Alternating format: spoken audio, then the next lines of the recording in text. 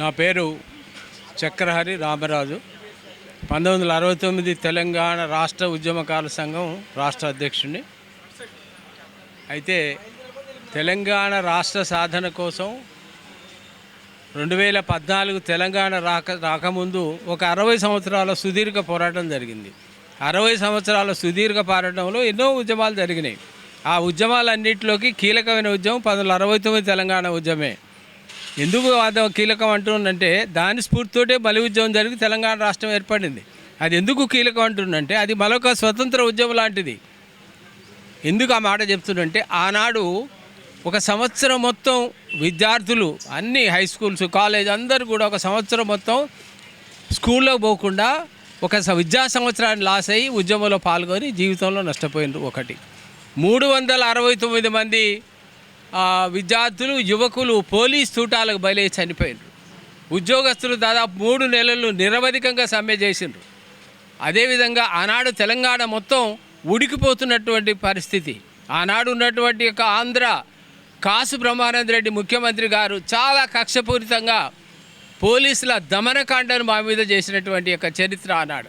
నిత్యం పోలీసు యొక్క లాఠీ దెబ్బలు తిని అనేక రోజులు పోలీసుల యొక్క కేసుల వల్ల రోజులు నెలల తరబడి జైలు జీవితం గడిపి వికలాంగులుగా మారి అనేక రకాలైనటువంటి ఇబ్బందులు పడి ఆనాడు తెలంగాణ ఉద్యమంలో పాల్గొన్నాం.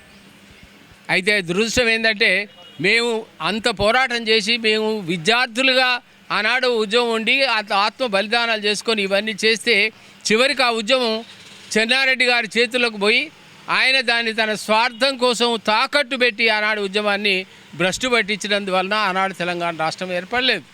అయితే అదే ఉద్యమ స్ఫూర్తితో మేము మలి ఉద్యమంలో కూడా పాల్గొన్నాం. కీలకంగా మలి ఉద్యమంలో కూడా పాల్గొన్నాం. సరే, దీన్ని మలి ఉద్యమంలో సకల జనులు పాల్గొన్నాం. ఏ ఒక్కరి వల్లనో తెలంగాణ రాష్ట్రం రాలేదు.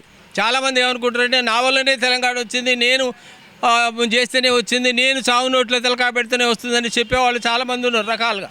కానీ అవన్నీ తప్పు. సకల జనులు దీంట్లో పాల్గొన్నారు.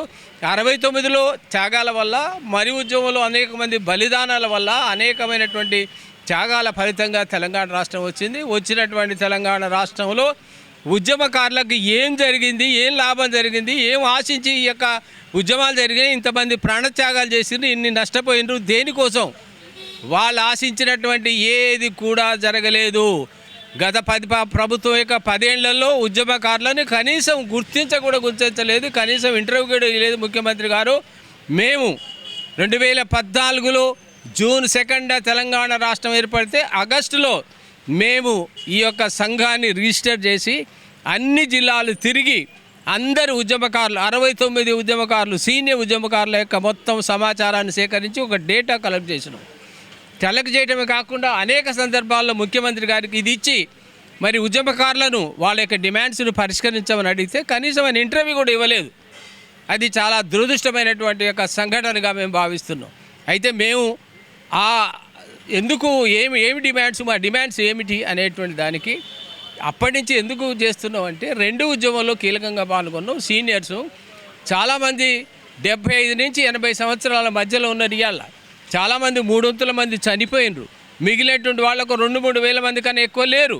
ఈ 2-3 వేల మంది కూడా ఆర్థికంగా ఆరోగ్యపరంగా చాలా క్షీణించి చాలా ఇబ్బందులు పడుతున్నారు.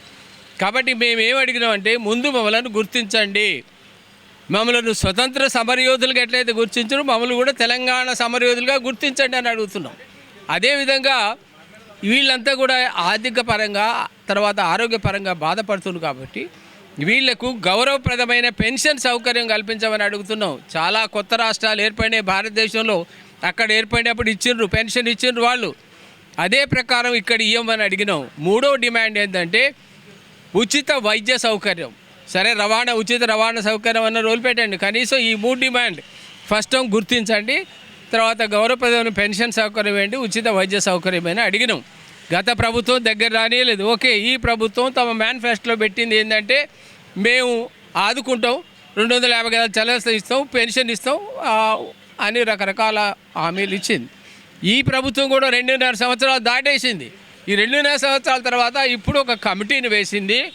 ఆ కమిటీ ఏమంటుందంటే గుర్తించడానికి మీ జైలు సర్టిఫికెట్లు ఇవ్వండి, మీ పోలీస్ కేసులో ఉన్నటువంటి రికార్డు ఇవ్వండి అని అడుగుతున్నది.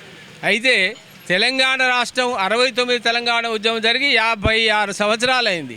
ఈ 56 సంవత్సరాలకు ఇప్పుడు పోయి మేము ఏ జైళ్ళని అడిగినా, ఏ పోలీస్ స్టేషన్లు పోయి అడిగినా మా దగ్గర దానికి సంబంధించిన ఏ రికార్డు లేదని తిరస్కరిస్తున్నారు. అయితే ఏదో కొద్ది మంది దగ్గర ఉన్నాయి తప్ప 95% మంది ఎవరి దగ్గర రికార్డు కానీ అది ఏది లేదు. మరి ఎట్లా గుర్తించాలయా మమ్మల్ని మీరు అడుగుతూ మేము ఎట్లా ఉద్యమకారులుగా మేము ఎట్లా గుర్తించబడాలి అనేటువంటిది ఒక పెద్ద సమస్య. ఆ ఉన్న 2-3 వేల మందిని కూడా గుర్తించడానికి మీ జైలు సర్టిఫికేట్లు ఇవి లేవు. మేమేమంటున్నామంటే దానికి ఆనాడు విద్యార్థులంతా మొత్తం ఒక సంవత్సరం మొత్తం చదువు పోగొట్టుకొని ఉద్యమంలో ఉన్నారు. ఆనాడు హై స్కూల్ విద్యార్థులు, కాలేజ్ విద్యార్థులు, ఇంజనీరింగ్ విద్యార్థులు, మెడికల్ కాలేజీలు అందరూ బాగా పాల్గొన్నారు. వాళ్ళ సర్టిఫికెట్ల ఆధారంగా గుర్తించండి. అప్పుడు వాళ్ళు చదువుతున్నటువంటి విద్యార్థుల యొక్క సర్టిఫికెట్ల ఆధారంగా గుర్తించండి అని ఒకటి అడుగుతున్నాం. మీకు వీలైతే ఎందుకు జైలర్ల దగ్గర కానీ పోలీస్ స్టేషన్లకు కానీ రికార్డు ఎందుకు ఉండదు? మీరు ప్రభుత్వం జైలర్లందరికీ ఆదేశాలు ఇవ్వండి, పాత రికార్డు తీసి మరి అవన్నీ మరి చూసి రికార్డులో మరి సర్టిఫికేట్లు అవన్నీ ఆదేశాన్ని ఇవ్వండి. మూడోటి ఏమి అడుగుతున్నాం అంటే మేము రాష్ట్ర వ్యాప్తంగా ఈ సంఘం నుంచి రాష్ట్ర వ్యాప్తంగా తిరిగినాం, అన్ని జిల్లాల కమిటీలు వేసినాం. ఆ జిల్లా కమిటీలు ఇచ్చినటువంటి యొక్క సమాచారం మేరకు ఆధార్ కార్డులు, ఫోన్ నెంబర్లు, అన్ని సమాచారాలతో మా దగ్గర లిస్ట్ ఉన్నది. ఆ లిస్టుని మీకు సబ్మిట్ చేస్తాము. ఆ లిస్ట్ ఆధారంగానైనా ఉద్యమకారులను గుర్తించండి. ముందు మేము ఏమంటున్నాం అంటే ఒక రిజిస్టర్డ్ ఆర్గనైజేషన్ 12 సంవత్సరాలు దీని మీద అనేక పోరాటాలు చేసినాం. అప్పుడు ఉద్యమంలో పోరాటం చేసినాం. తెలంగాణ వచ్చిన తర్వాత కూడా తెలంగాణ మరి ఉద్యమ స్ఫూర్తితో ఏర్పడినటువంటి ఆ ప్రభుత్వం గుర్తించలేదు, ఈ ప్రభుత్వం అయినా ఇంతవరకు గుర్తించలేదు. కాబట్టి ముందుగా మమ్మల్ని గుర్తించండి. మా వాళ్ళు ఇప్పటికి రోజుకొకళ్ళు చనిపోతున్నటువంటి పరిస్థితి ఉన్నటువంటి 2-3 వేల మందిని ఒక నిర్దిష్టమైనటువంటి ప్రణాళిక ప్రకారం వీళ్ళని గుర్తించి ఈ 3 డిమాండ్స్ ఏదైతే మేము అడుగుతున్నామో గుర్తింపు, తర్వాత పెన్షను, మరి అదేవిధంగా ఉచిత వైద్య సౌకర్యం వీటిని అడుగుతున్నాం. కాబట్టి మేము చెప్పేటువంటి గుర్తించడానికి మేమైతే ఇస్తున్నామో అవి కూడా మీరు దృష్టిలో ఉంచుకోవాలి. ఆనాటి విద్యార్థులందరినీ గుర్తించాలి. ఆనాడు లేదు మీ దగ్గర ఉంటే మరి జైలర్లకు చేసి సర్టిఫికేట్ అని ఇప్పించండి. లేదు మేము అన్ని జిల్లాలు తిరిగి సమాచారం సేకరించిన మేము లిస్ట్ ఇస్తాం. ఆ లిస్టు ప్రకారమైన గుర్తించాలి. ఈ మూడిట్లో ఈ క్రైటీరియా ప్రకారం మీరు గుర్తించాలని నేను మరి ప్రభుత్వాన్ని అదేవిధంగా కమిటీని నేను కోరుతూ, నేను ఒక సీనియర్ ఉద్యమకారుడిగా ఆ రోజుల్లో నేను డిగ్రీ కాలేజ్ స్టూడెంట్స్ నేను జనరల్ సెక్రటరీ 69లో అసలు ఉద్యమాన్ని మొదలుపెట్టింది మేము. ఆ ఉద్యమం ఎక్కడ పుట్టింది, ఎక్కడంతమైంది చెప్పగలిగి బతుకున్నటువంటి వాళ్ళని ఒక సీనియర్ ఉద్యమకారుణ్ణి, 2 ఉద్యమాలని ప్రత్యక్షంగా చూసినటువంటి వాడిని, ఈ శరీరంలో దెబ్బలు తిరిగిన చోటు లేకుండా దెబ్బలు తిని జైల్లోకి పోయి అనేకమైన ఇబ్బందులు పడినట్టు ఒక సీనియర్ ఉద్యమకారుడిగా ఆవేదన పూరితంగా నేను ఈ యొక్క కమిటీని డిమాండ్ చేస్తూ ఉన్నాను. ఈ యొక్క ముందు 69 ఉద్యమకారులను వాళ్ళని గుర్తించండి అని తెలియజేస్తూ, ఈ సందర్భంగా మరి 2 ఉద్యమాల్లో అమరులైనటువంటి యొక్క ఉద్యమకారులకు ఈ సందర్భంగా ఈరోజు 13వ ఆవిర్భావ దినోత్సవం జరుపుకుంటున్నాం. తెలంగాణ 13వ ఆవిర్భావ దినోత్సవం సందర్భంగా నేను వాళ్ళందరికీ కూడా మనస్ఫూర్తిగా మరి జోహార్లు అర్పిస్తూ వాళ్ళందరికీ కూడా మరి ఆత్మశాంతి చేయాలని, వాళ్ళు కోరుకున్నటువంటి ఫలితాలు ఈ యొక్క బతుకున్నటువంటి వాళ్ళకి లభించాలని కోరుకుంటూ, ఖచ్చితంగా ఈ ప్రభుత్వం మా డిమాండ్లను పరిష్కరించాలని కోరుకుంటూ, మరి ఈ సందర్భంగా నిజంగా అభినందన తెలియజేయాలను, తెలంగాణ వస్తే అభినందన తెలియజేయాలనుకున్నాం. కానీ మేము ఆశించే తెలంగాణ వచ్చింది, కానీ మేము ఆశించిన ఫలితాలు అయితే రాలేదు. మేము ఆలోచించిన సామాజిక తెలంగాణ రాలేదు, మేము ఆశించినటువంటి ఏ తెలంగాణ రాలేదు. కాబట్టి మేము ఇప్పటికైనా తెలంగాణ ఉద్యమకారులను గుర్తించాలని 69 తెలంగాణ రాష్ట్ర ఉద్యమకారుల సంఘం నుంచి నేను కమిటీని, ప్రభుత్వాన్ని డిమాండ్ చేస్తున్నాను. రాష్ట్రం ఏర్పడాలని ఏ విధంగా అయితే తెలంగాణలో ప్రజలంతా అనేక పోరాటాలు చేసి తెలంగాణ రాష్ట్రాన్ని సాధించుకున్నారో, అదేవిధంగా జార్ఖండ్, తర్వాత ఛత్తీస్గఢ్, ఇవి కూడా బీహార్, ఉత్తరప్రదేశ్ నుంచి విడిపడినటువంటి యొక్క రాష్ట్రాలు, కొత్త రాష్ట్రాలు.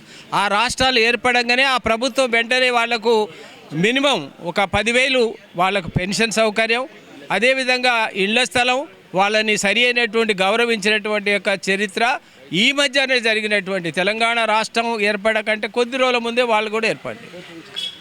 మరి అదేవిధంగా మన రాష్ట్రంలో కూడా కోర్టు కూడా ఇచ్చింది మనకు, వీళ్ళని పెన్షన్ సౌకర్యం కల్పించాలి, వీళ్ళకి గౌరవమైనటువంటి యొక్క మరి స్థానం కల్పించాలని. దాన్ని కూడా మరి ఖాతరు చేయకుండా ఇంకా దీన్ని కాలయాపన చేస్తున్నటువంటి పరిస్థితి. కాబట్టి వెంటనే ఆ రాష్ట్రాలనైనా ఆదర్శంగా తీసుకొని తెలంగాణ రాష్ట్రంలో మరి ఇప్పుడున్నటువంటి యొక్క కాంగ్రెస్ ప్రభుత్వం అయినా వీళ్ళని గుర్తించి వీళ్ళకి సరి అయినటువంటి న్యాయం చేయాలి, పెన్షన్ సౌకర్యం కల్పించాలి, ఉచిత వైద్య సౌకర్యం కల్పించాలి, అదేవిధంగా 250 గజాల స్థలం మీ మేనిఫెస్టోలో పెట్టినటువంటి దాన్ని కూడా ఇవ్వాలని డిమాండ్ చేస్తున్నాం. నా పేరు వనం చంద్రమౌళి.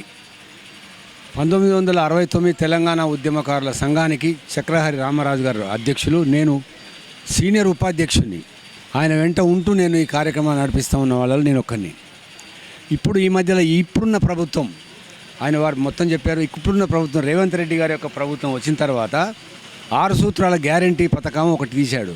అందులో చివరి 6వ సూత్రం ఏంటంటే, తెలంగాణ ఉద్యమంలో పాల్గొన్నట్లయితే వాళ్ళ యొక్క ఆధారాలు ఏమైనా ఉన్నాయా, వాళ్ళ యొక్క ఎఫ్ఐఆర్ నెంబర్లు ఉంటే దాంట్లో పొందుపరచండి, మేము వాళ్ళకి అన్ని సదుపాయాలు చేస్తామని ఇచ్చిండు. కానీ మేము పోలీస్ స్టేషన్లు, జైళ్ళు, తర్వాత కోర్టులు కూడా తిరిగినాం, ఎక్కడ కూడా ఏ రికార్డు లేవు. అయితే ఒక్క విషయం ఏంటంటే, ఇప్పుడు చక్రహరి రామరాజు గారి యొక్క నాయకత్వంలో అన్ని జిల్లాలు తిరిగి ఈ ఉద్యమకారులు, నిజమైన ఉద్యమకారులందరినీ కూడా ఒక లీస్ట్ తయారు చేసినారు. వాళ్ళ వివరాలన్నీ ఆయన దగ్గర ఉన్నాయి, వాళ్ళ దగ్గర ఉన్నాయి. ఈ లీస్ట్ తయారయ్యేది కూడా 14 ఏళ్ల నుంచి పోరాటం చేస్తుండ్రు. ఇప్పుడు మేమేమంటున్నాం అంటే, ఆ లీస్ట్లో ఉన్న వాళ్ళని మీరు తీసుకొని దాన్ని వెరిఫై చేసైనా అందులో ఉన్న వాళ్లకు కావాల్సిన సహాయ సహకారాలు అందించండి. లేని ఎడల ఇంకా ఇలాగనే ఉన్నట్లయితే, ఇప్పటికే ఎంతోమంది చనిపోయారు, దాంట్లో ఎక్కువగా ఉండరు, 1000-2000 కంటే ఎక్కువ మంది ఉండరు. కాబట్టి వాళ్ళకు అన్నట్టుగా ఆ ఉద్యమకారులను, అందులో ఇప్పుడున్నటువంటి వాళ్లకు మీరు ఏమైనా సహాయం చేయదలుచుకుంటే చక్రహరి రామరాజు గారిని ఆ కేకే గారి కమిటీలో సభ్యుని పెట్టండి. ఈయన దగ్గర అన్ని రికార్డులు ఉన్నాయి, ఆయనకు సమర్పిస్తాడు, ఆలోచిస్తారు, విచారిస్తారు, దాంట్లో ఉన్న వాళ్ళకు సేకరిస్తారు, వాళ్ళందరినీ గుర్తిస్తారు అని ఇది ముఖ్యమంత్రి గారికి విజ్ఞప్తి చేస్తారు.